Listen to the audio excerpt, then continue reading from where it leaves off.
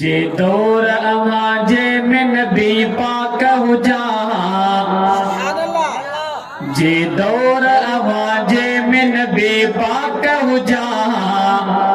पहुंची करे उन दौर में हुजा तो छा कया जरे मां इहो लफ्ज़ चवां त के ज़ाया न करजो बाबा से बोलो सच जो सुभान अल्लाह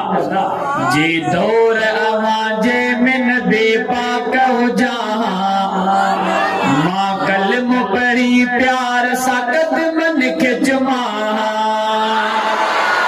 जे दौर आवाजे में नबी पाक हुजा मां कलम पढ़ी प्यार साकत मन के जुमा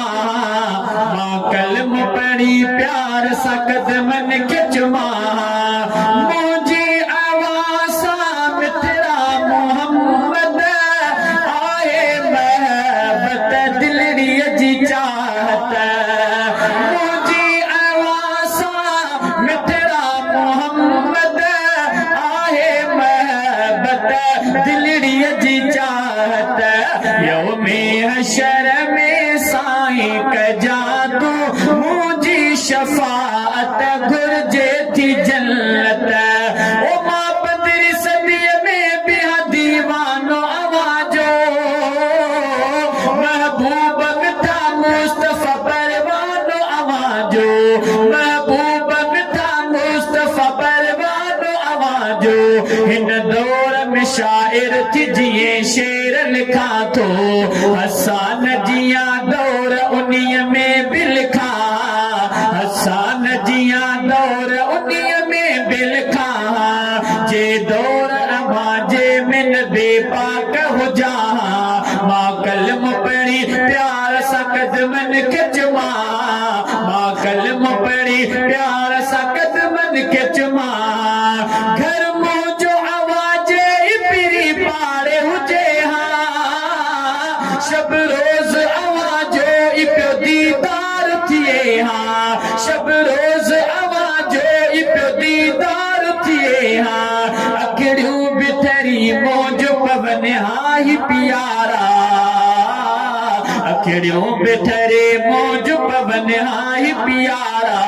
हर हर मखणी नेण अवादे पिसा हर हर मखणी नेण अवादे पिसा जे दौर आवाजे में नबी पाक हुजा मां कलम पढ़ी प्यार सकत मन के जुमा मां कलम पढ़ी प्यार सकत मन के जुमा ओ जे ना उखड़ो हाथ पिरी जियो चवा जियो चवंद पिरी जल्द मां खिदमत में पुजा जियो चवंद पिरी जल्द मां खिदमत में पुजा जे ना उखड़ो हाथ पिरी जियो चवा जियो चवंद पिरी जल्द मां खिदमत में पुजा खिदमत में पुजी करे पुछा चवा बाबो ऐं अम्मा घोरिया महबूब अवाता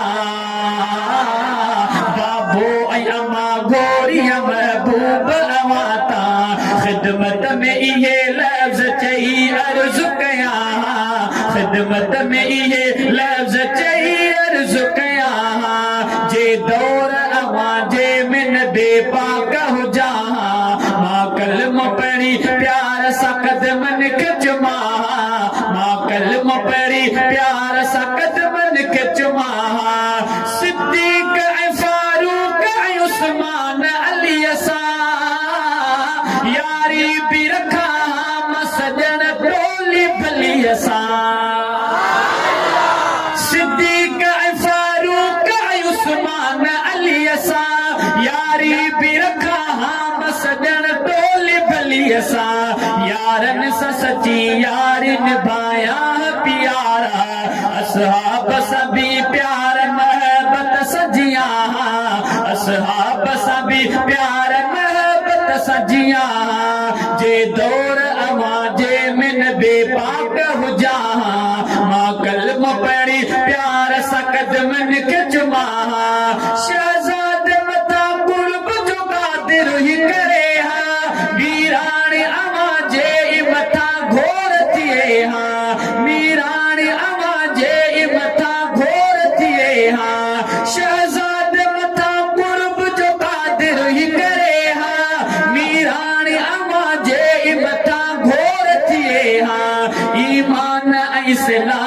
सच्चे दीन जे ख़ातिर महबूब अवां जे इमा पेरन में मरा